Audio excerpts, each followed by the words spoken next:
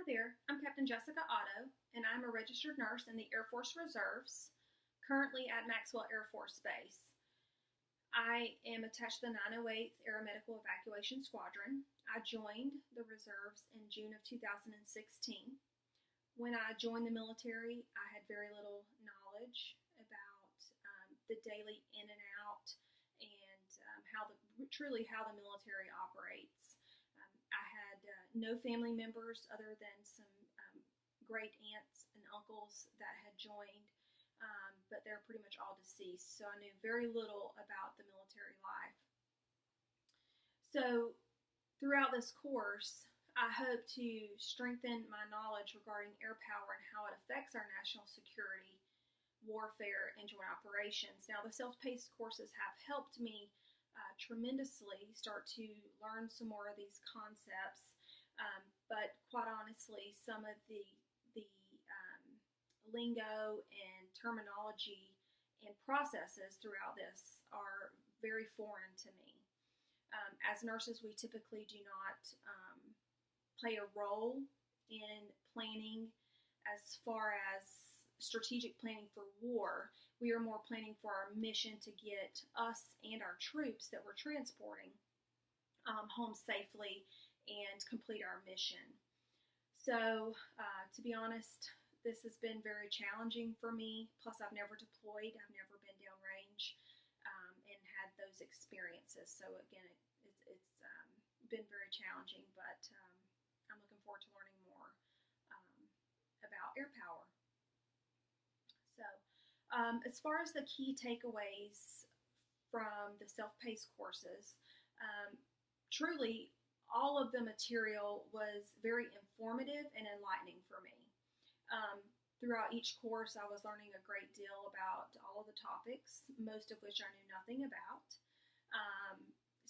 But Michael Waltzer's video on just war theory did change my perspective on war. I had, throughout some of my training, we've talked about rules of engagement, things we can and can't do. And so I never really understood why we had those fully. And so after watching that video, it started to make sense to me on why we have those rules of engagement and how we act and behave during war. And I also wondered too, why do we always rebuild countries whenever we go to war? And that video did help clarify some of those reasonings on why we do that.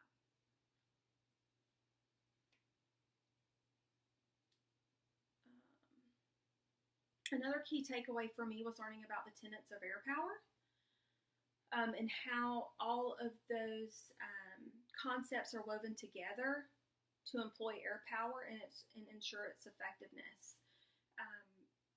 It was very informative for me, and I really enjoyed reading about those, as well as the instruments of power. I've always heard of, using economic sanctions, but there were, other parts to instruments of power that was very enlightening that we can use to employ, whichever one to try to benefit and get the outcome that we desire as a nation. One of the critical issues that we face, in my opinion, that affects national security is the ongoing cyber threat. Hackers and terrorist groups are increasing the use of the cyber tactics, and they are affecting our national security. One example that comes to mind is our recent election process and how the Russians have affected our elections. As noted in the article, countering extremist groups in cyberspace, our current tactics to combat these attacks is ineffective. Therefore, new and innovative ways need to be explored, such as deception techniques. That article was very interesting, talking about ways to use deception in order to combat these attacks. Another critical issue as it relates to warfare is our aging fleet of aircraft. I know this was not in our self-paced courses, But for me personally, I fly in the back of a C-130 that is very old and breaks quite frequently. According to the U.S. military strength article, most aircraft have a program lifespan of 20 to 30 years. The average age of the Air Force fleet is 27 years. So the cost to maintain our aircraft consumes the available funding and reduces the amount available to invest in new aircrafts, which is critical to ensure our capability when we do go to war. Budget cuts into the military spending have also played a role in our aging fleet.